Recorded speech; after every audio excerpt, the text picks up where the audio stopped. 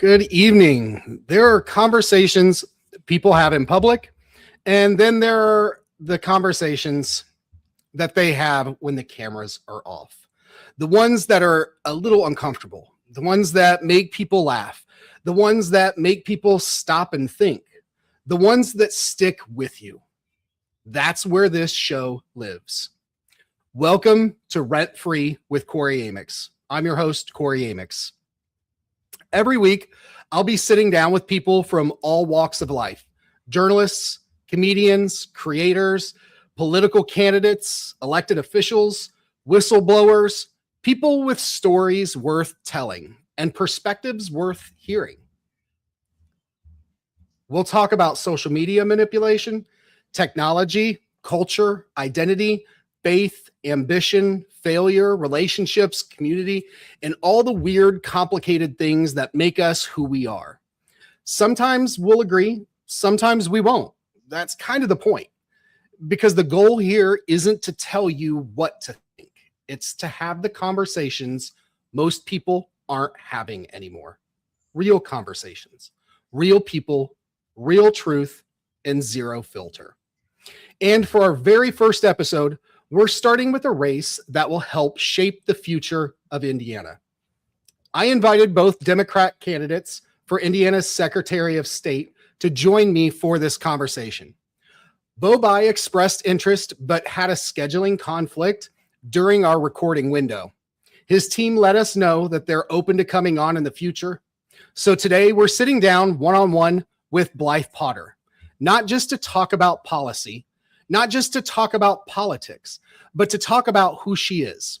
When the moment slows down, who she is when there isn't a script, because ultimately that's what matters. So let's get into this conversation. Finally, I've been sitting here listening to you explain the podcast for 4 friggin' minutes like you are introducing a documentary. By the way, folks, that's Beaky Blinders. He's the last surviving Twitter bird who previously terrorized MAGA politicians and Wall Street execs on Twitter. He's sarcastic, he's opinionated, and he's probably going to get me in trouble at some point. Probably? Buddy, I've been an HR concern since the logo was created. All right, Beaky. Well, we'll get back to you here in a little while. Blythe, I want to welcome you to the show. Thanks for having me. You are welcome. I'm so excited to have you on the show. How are you doing? I'm good. I'm really ready for Saturday. Are you? Yeah. So, well, I know we've got a little bit of time that we've got to get to it. So before we get into politics, I want to start somewhere more foundational. All right. What does your time in the military represent to you now? Oh gosh, that is a good question. Really, probably more how little I knew about military and the war we were in and the wars we had been in previously. In hindsight, we should not have been there. I shouldn't have been there. And that's a theme that continues to happen when our government gets involved in other countries. So it's a great learning experience. I'm still very proud of it. I learned a lot, but yeah, there's a lot of things I probably would have spoken up more in the past had I known better. So when you think back, what comes to mind first? And with the military in particular? Mm-hmm. Yeah.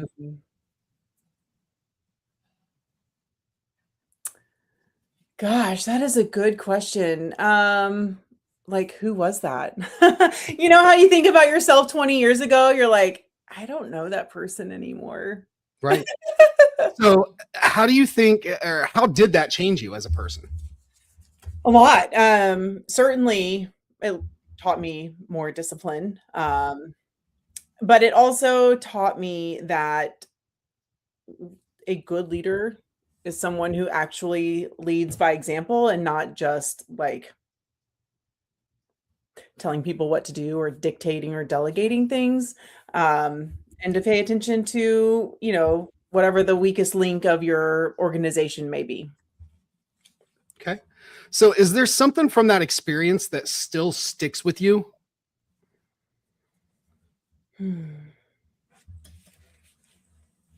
Yeah, really the learning how to pivot and to change and evolve, Mhm. and to let other things change. I think that's really the hardest part, and probably anyone with the when well, anyone who's traveled like that in a situation like that could understand.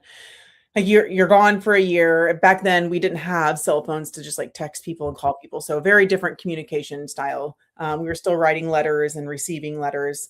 Um, but you come home and you go down the same roads that you went down before, and everything looks different. Like there's stores here that weren't there before, or fields are gone. And people change too, right? Like their life goes on without you, and you go home expecting that same version of them. That was really very hard.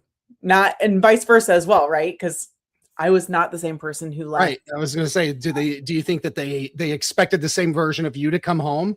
I don't think anyone knew what to expect, and I'm hoping the military has done a better job at preparing families and people for that. And again, of course, we can communicate differently. Like I can see you on my computer now. That Mhm. was not a thing in 2005. I know. Well, Do you remember? So for viewers, Blythe and I actually went to Ball State together. we did. And weirdly, we were fraternity and sorority, paired up like brother and sisters, Yeah. and we were even at events together. There are pictures of us where those won't see the light of day, not as long as we're in office or running for office. But we didn't know each other in college. But No. our kids are now in college together, and we met on the campaign trail. But I remember when I started at Ball State in '97. They gave me the Vax email. Do you remember the Vax email for Ball State? It No. was my first email address. And Oh. I asked them, they're like, this is your email. And I was like, what the hell is this? And they're like, oh, you'll never write a letter ever again. And I was like, yeah, right. Bullshit.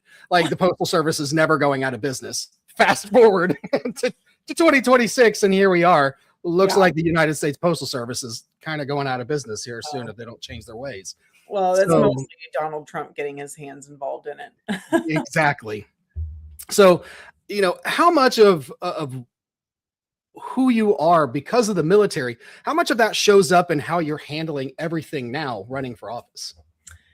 Well, more of what I've learned since the military shows up, I think, probably than anything. So I did have a little bit of GI Bill money. It Mhm. was like $6,000. The unit I was in with my younger brothers, and that they were actually deployed when I joined the unit. So I kind of got shafted with not great benefits, but fast forward to 2018, I learned I had what was called the post 9/11 GI Bill. So I was able to finish my bachelor's degree. I got a master's degree. And really, I think that's been the most valuable experience because I've learned to be a better leader and manager and get to communicate better. Um, Military is still very much like people will dig in, like, oh no, I didn't do that. That's not my fault. Like, not taking accountability for Sure. themselves or owning their mistakes. Um, so that was like not a great thing in the military. Well, there's lots of things that can. Yeah. Like I've done a lot better with that now. So Sure. And for the viewers that are watching that didn't know, I previously ran for Congress for Indiana's 6th district. So veterans is actually one of the things. It's still, even though I didn't win my primary, veterans rights, all kinds of benefits for veterans, helping them. It's still very much a part of my goals going into the future for whatever office I may run for in the future. We're keeping that under wraps for now. yeah, But anyways, back to you. Jefferson So what- Tree has made some really terrible votes. Yes, he has. Yeah. And he'll gaslight you about it too. I confronted him. Oh, right to your face. Yeah, he did literally to my face. And I was so stunned. I was like, how are you going to tell me you didn't vote to like harm us to my face? I was like, what? Yeah. Just the audacity of the man to sit there and just bold face lie to you like you're not going to know. Yeah. Like it takes a pair of brass balls to do that, right? I wonder if they teach them that. I wonder if it's like in the billionaire school or millionaire school, since he's like the richest man in Congress, it makes you wonder. Is he really? He is the richest. Yeah, he's the richest man in Congress. No. Yeah, he's worth, I think, over almost $1 billion. I think it was like $700 million, something like, somewhere around there. Don't quote me on it. Yeah. Think of how many good things we could do with that money. I know. Well, I mean, shit, he Yeah. spent $7 million out of his own pocket on his own congressional race. What was that, in 24? Yeah. And he blew 13 million on the mayoral race that he bombed. I mean, could you imagine pissing away $13 million and not batting an eye at it? And then $7 million the next year? Like, we could fix the homeless population here in Indiana with that money. Mm-hmm. And he's just throwing it around like it's nothing. Yeah. So enough about Jefferson Street. Let's I want to rewind even further, right? And this is I'm going to call you on it. I want a true answer. Who were you when nobody was watching? Like right now, or when I was in the military? Now, before you ran for office. Well, I'm an introvert at heart. It takes a lot of energy for me to do this. But this is important enough to do it. My favorite thing to do is to be on my couch in my pajamas watching trashy television with non-dairy Ben & Jerry's ice cream. Oh, girl, me too. Are you lactose intolerant too? No, I just don't drink milk. Oh, I'm lactose intolerant. It does bad. I'm pretty sure I am. Crohn's disease runs in my family. So my daughter has Crohn's. We have very finicky digestive systems in our family. Yeah. Well, I've heard you talk about being an introvert, and do you ever get anxiety being in public? Yeah, I do. I have to do a lot of breathing and convincing myself to walk into rooms sometimes. It's never, that's the hardest thing about politics, right? Like, I know my ideas are good and important and popular and viable, but having to go and defend that to people who do not know you and vice versa every single day, in different areas, like it's hard. It's hard. I definitely understand. Women in politics get treated like total trash. So yeah, it's hard, but I mean, we can do hard things. And if we don't, what we can do, just sit around and let it get worse. I've learned a saying. A friend of mine told me, for a long time I was an extrovert, and as I've aged, I kind of became more of an introvert. And then I got, like you, into politics, and I had to bring that extrovert back out of me. And he didn't want to come out. Being an extrovert, I was like, no. So there's such thing they say is called an introverted extrovert, and it's where when the time comes, you possess those skills, right? It's just one of the many skills that we have in our tool belts, right? Mm-hmm. But our natural state is the introvert, and I definitely can relate to you with that. How do you think it was going from an introvert to an extrovert? Like, did you force yourself? Did you have panic attacks ever before walking out on stage or going out into a meeting? No, not really. I've kind of, so I own a salon and spa. We opened in 2019. But before that, I managed another salon and spa for 14 years. And before that, in college at Ball State, part of my problem was you had to have a speech class to graduate. Yep, speech 210.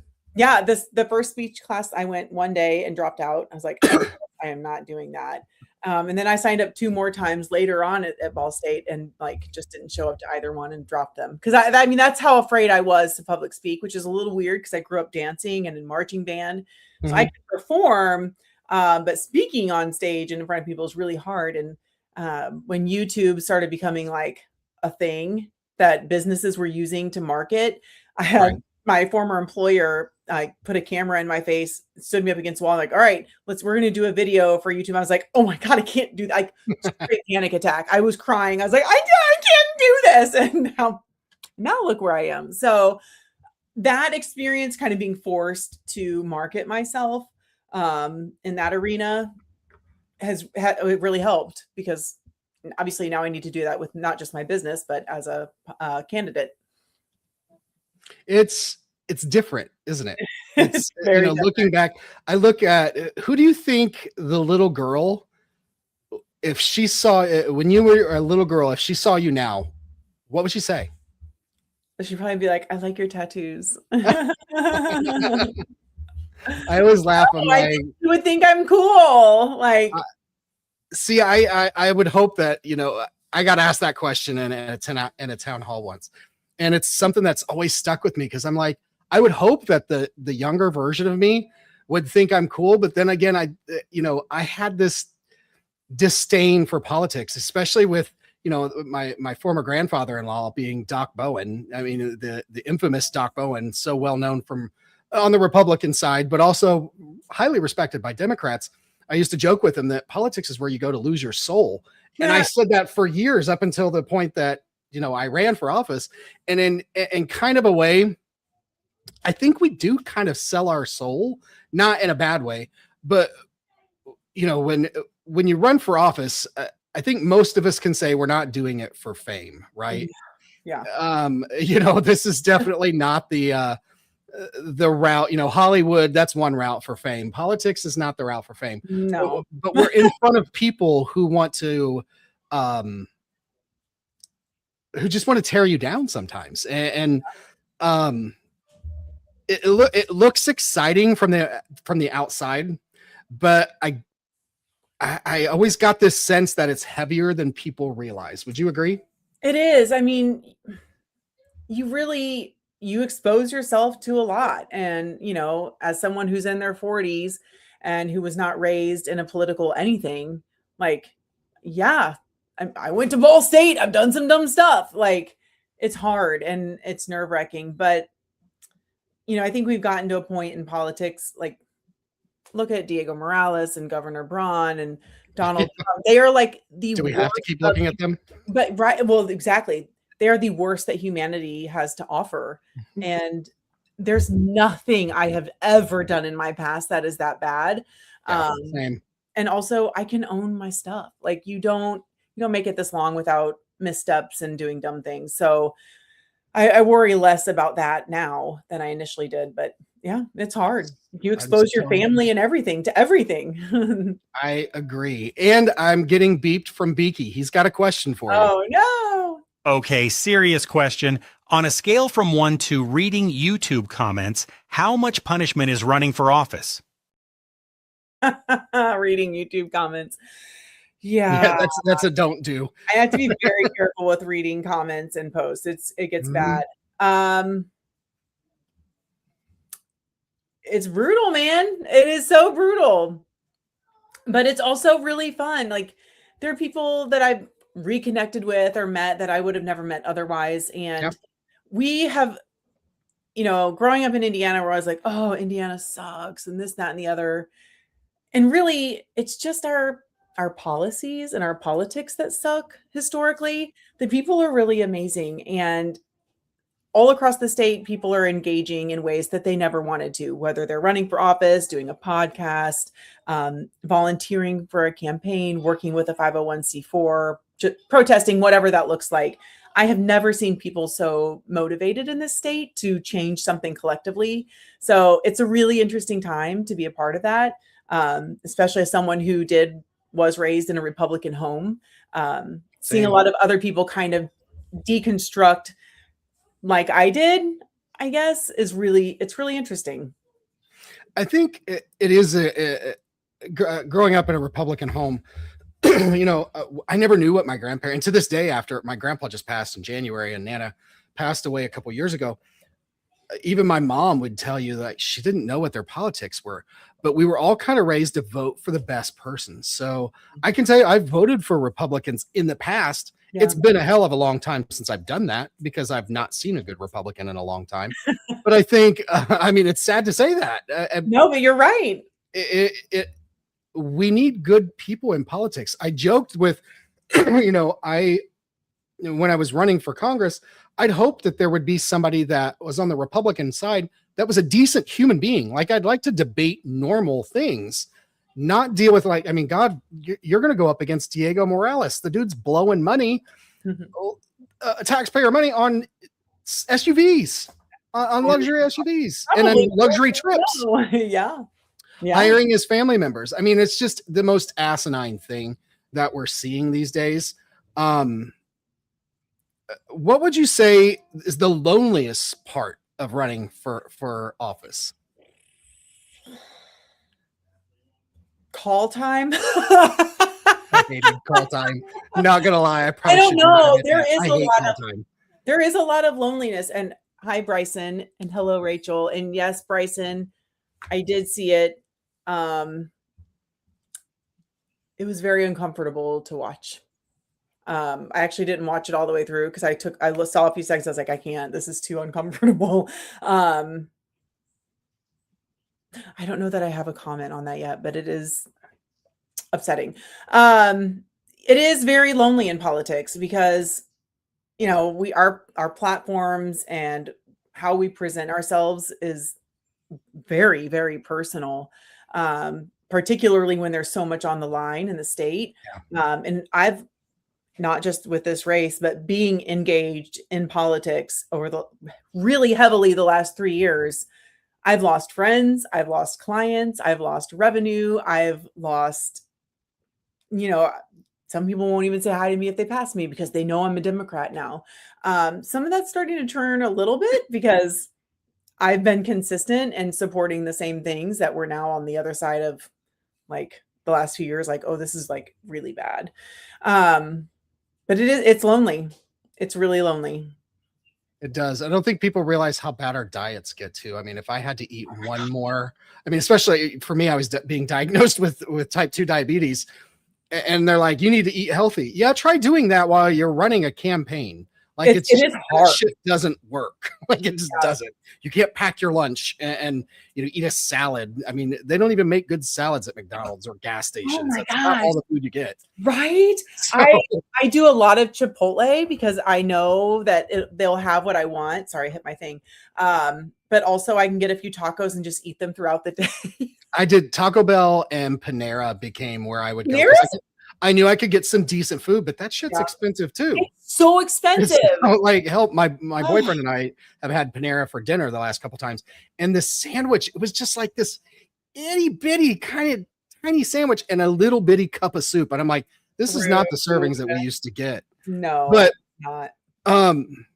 So what do you think the biggest lesson politics has taught you? Ooh, man, these are good questions. Stand by your convictions. A lot of people will try to talk you out of a platform point or going to something or even running for something. I cannot tell you how many people have called me, messaged me, emailed me like, you should run for something else. You should give this to him. I'm like, what? If you feel very strongly about what you're doing, we got to stand our ground. And that's the only way change ever gets made. Did you ever question yourself? Like, was there a moment? I know for me, like I knew I wanted to run for Congress, but in the beginning, I don't want to say I doubted myself, but I definitely found my voice after several months. And I think I started to believe in myself more as the race went on. Have you felt that way? Yeah, I definitely did. From the beginning? There's definitely imposter syndrome. But again, like, I've been in Emerging Leaders and Who's Your Women Forward and other leadership courses that like really do kind of prepare you to do this. Mm-hmm. But there's really nothing like actually doing it to prepare you for it. Yeah. And you get better and more comfortable with it. And you figure out your rhythm and the words you like to use and the things that resonate with people in different areas. So, sticking with it it's hard. I mean, this is like, we're going on 13 months here. So right. It's hard. I covered a lot of ground with the 6th district being 11 counties. I can't imagine the state. I mean, Indiana has 92 counties, correct? Yeah. You can imagine it. It's just a larger scale, right? Yeah, it's just a way bigger scale. Yeah. And I think that, you're talking to people every single day. What conversations changed how you see things? Or have any conversations changed how you see things? Whether it's in your campaign now or previously? Mostly in the beginning. So I'm a very direct person. I I don't tend to beat around the bush, and that often comes across as aggressive, or I don't know, maybe aggressive is the word I'm looking for. So in the beginning, I was like, screw this, we got to change all this stuff.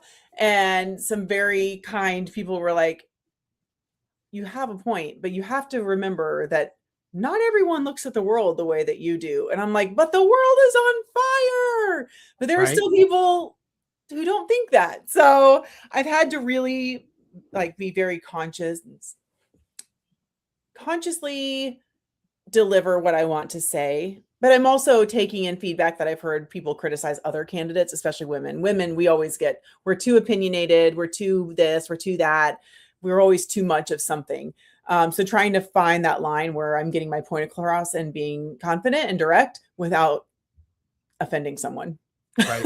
I think that's been the hardest part, and progressive people tend to get a lot of shit because they are loud, right? I don't think that we can disagree that progressives are loud, because many times we're not heard. And so we want to get louder. But I think that one of the things for me when I was running, I learned that they're kind of like you said, there are people who aren't like us. Yeah. That they're still a Democrat, but they're not, they may not be as boisterous, or they may be independent, or there could even be Republicans who are listening to us.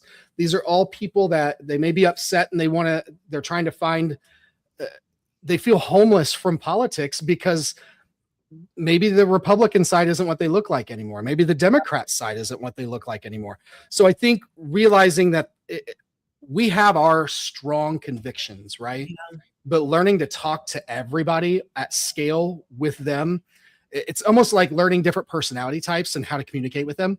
It was a training that I went through years ago at the first college that I worked at. But I'm trying to think. Did you ever feel like you had something wrong? Like that you had a take that was wrong?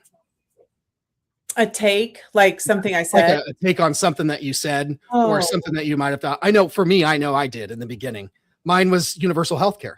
That's the big one I've talked about, where I didn't see how you could fund it. And then I educated myself more, and I was like, holy shit, yeah, we can do that. We can have universal healthcare. And it was kind of like you have to own your shit. Yeah. I had to own the fact I was wrong. I was just blind to facts on that. Have you experienced that? And it's okay if you haven't. I'm sure I have. I mean, I learned today I learned, so there's a Medicare for All resolution going around. Mm-hmm. I thought that meant it was something for the platform for the party, and it's not. Like, I'm literally still learning things as I go, because there's so much to learn about politics and how things go. So yeah, I mean, I do. I'm learning as I go too. And Bryson, if someone is mad that I've only been a Democrat for 20 years, that's on them. The alternative is like way worse. But I can't help where I was raised. I did not ask to be raised in a Republican rural community or home. And if anything, intentionally choosing to engage in the Democratic Party after being told that the Democrats are the worst my entire life says something. There's an argument to be made that I made this decision consciously as an adult and not told to by my parents, and just stuck with it my whole life. But I'm happy to have a conversation with them. And if someone doesn't want to vote for me because I'm a female, then they need to go fly a kite, because it is 2026. And for God's sakes, men have gotten us here. No offense, Kory or Bryson, but I mean, women did not get us here. So, sorry, excuse me. No, I can say I saw it on the campaign trail where women running for office were given shit that the men weren't. And it's sad to see that in 2026. Yeah. And I think that we're going to come back to that though, in a little bit. I got a couple questions though, but let's talk honestly about something that's getting a lot of attention. And do you think Democrats sometimes talk at people instead of with them? yes, and not necessarily intentionally. So here's the way I see it. We are where we are because this is the expectation that was set forth for us. Mhm. And the organizations, the structures, and the way things are now, pretty much none of us who are currently involved in it made those decisions. We're all just products of our environment. Right. And we've been seeing in real time the last 50 plus years. Well, we could say longer, but we'll stick with 50. That's not really working for us, right?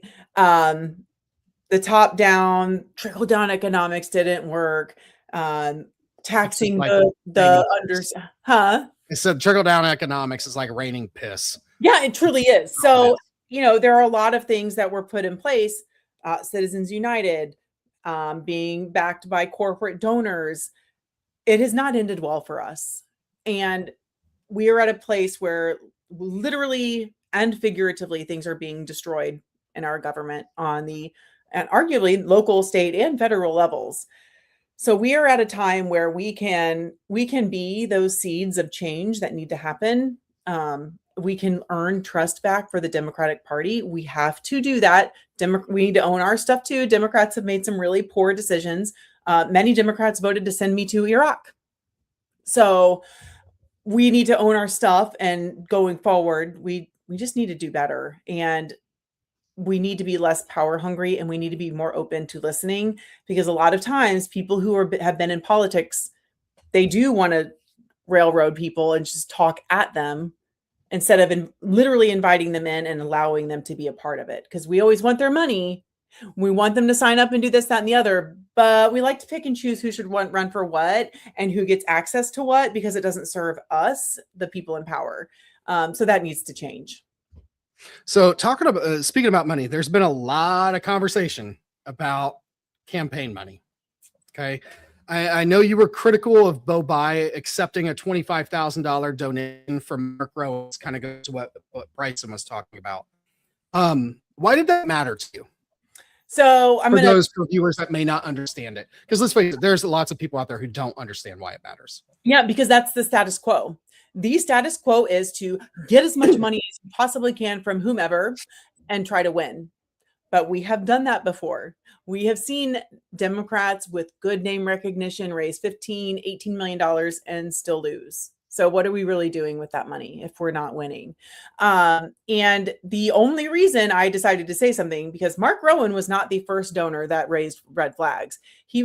My opponent has received 6-figure donation checks from people who have supported school vouchers, who are big tech, big oil, big pharma, like some really shady people who've done some really big damage right here in Indiana with the things that they support. And having people message me constantly. An article came out, and then the spreadsheet got made of where all these donors are, like, what they're connected to. After listening to people and fielding those messages, I either ignore them and pretend it's not happening, which is what many people wanted me to do, or I do what I say I'm going to do and advocate for people and talk about it.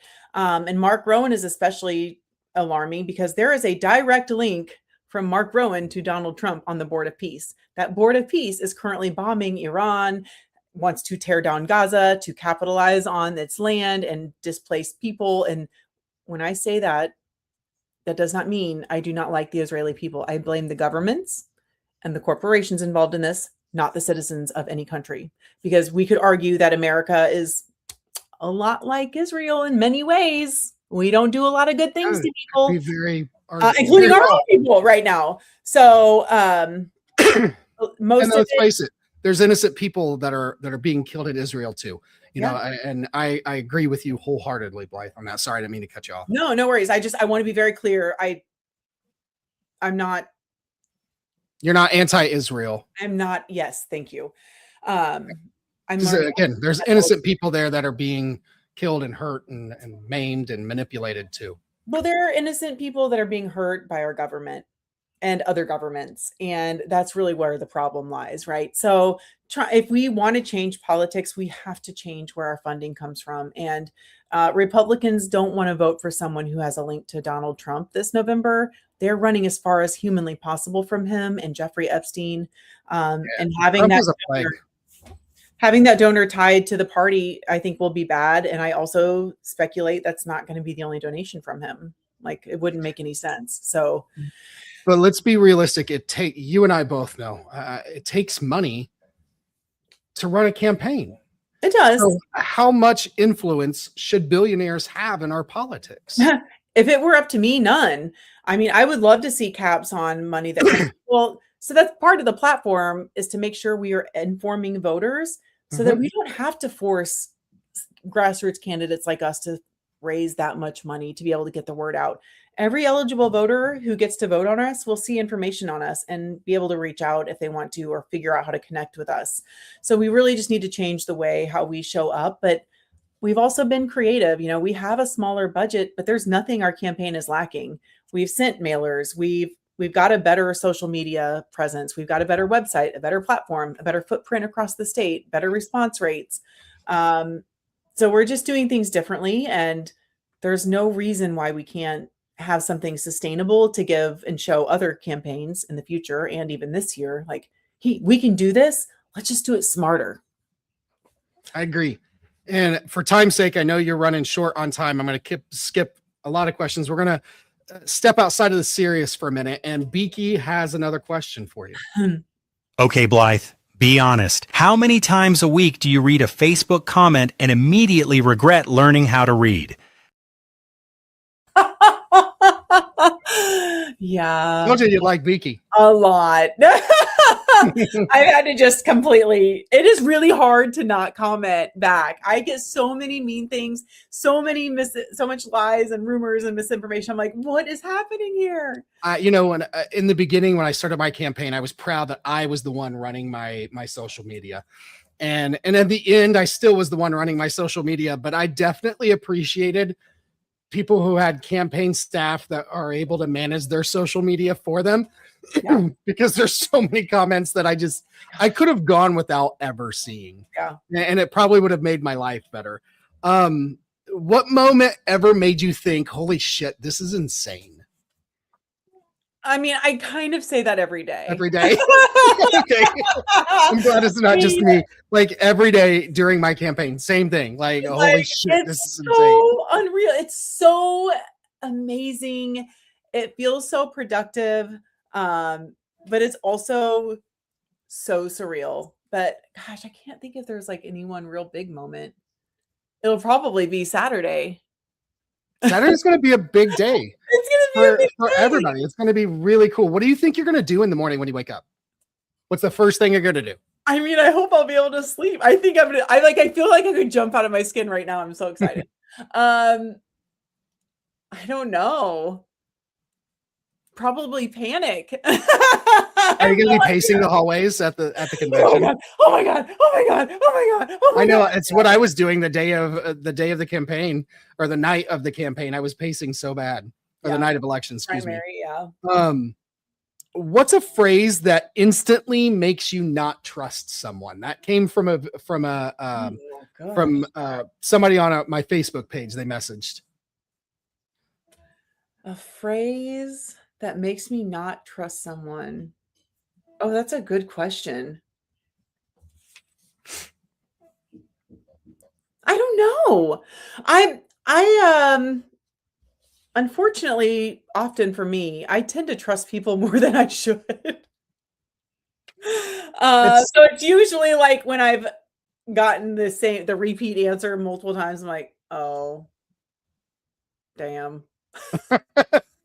Well, if you strip everything else away, this race feels like a choice between what some people see as electability and what others see as authenticity or grassroots energy. Which one do you think actually wins in Indiana right now, and why? Me. I am more electable. Let's be honest. The electable argument is name and money. Tell me in the last 20 years when that worked. Well, it's been a Republican congressional district since 1983. How long? When's the last time we had a Democratic Secretary of State? I don't know. I don't either. I actually should have looked that one up. So Get better on my research. I should know this. I'm pretty sure it was early 90s. I don't even know where I was going with that. Oh, electable is clearly not what they think it is. If we have the worst voter turnout in the country, I don't even Indiana think Indiana is the worst. electable. We have the same group of people who consistently vote, and then we have a larger population of registered voters who feel like we have done such a great job of ignoring them that they said, screw this, I'm not voting. So I think they don't know what electable is because they haven't tried to put forward someone who knows what it means to be under this type of rule and live in this environment like a normal person. And I think it's beyond time. It's beyond time to have more people of the people by the people running our government.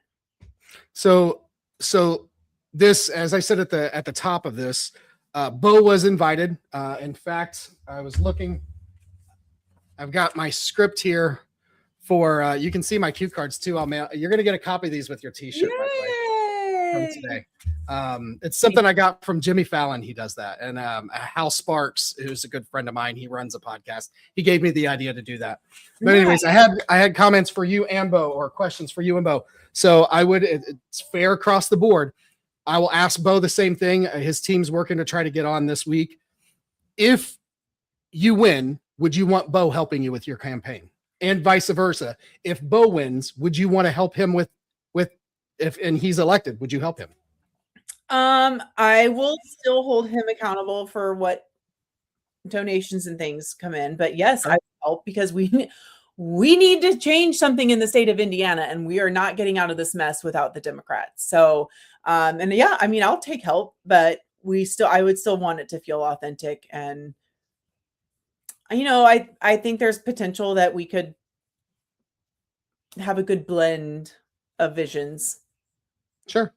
I think it's fair. I think that, it's something that I remember you asked me after my campaign ended too. And I think that we got to take a look. Democrats have got to win. Their citizens are relying on us to step up. And no matter who wins each race, we got to get behind them. So I commend you. I couldn't fathom doing what you are doing, running for a state race. It's a lot of work. So everybody out there who wants to give people shit for running for office, step up and try it sometime. If you've got some criticisms out there, that's great. I love constructive criticism. I know Blythe loves it too. That's how we get better. But be willing, step up to help volunteer with campaigns. Candidates need it, and be nice to them too. That's one thing we didn't get into the social media section that I wanted to talk about. People can get really aggressive and mean online. Yeah. Think about even me. I would be a hypocrite if if I wouldn't admit to having choice words in the past. Same. I'm guilty of it just the same. So I think we all can do better. And that's one message that I'm hoping that everybody will get from this podcast and from all of my future podcasts, is that we can do better together. And I think that's the whole message that I want to convey to everybody. Blythe, I want to thank you for coming on the show. I know you've got to get going. I appreciate you being willing to have a conversation, not just a political one. And seriously, best of luck at the state convention. I will see you there as a state delegate. And to everyone watching and listening, thank you for being here for the very first episode of Rent Free with Kory Amyx. This is a show about conversations that stay with you, the ones that sit in your head a little longer than you expected. We'll be back next week with a special guest, Michael Cole. We'll be digging in. He's a psychotherapist, so we'll be digging into a lot of interesting topics.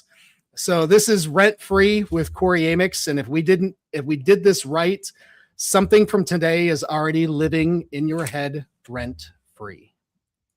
Good night.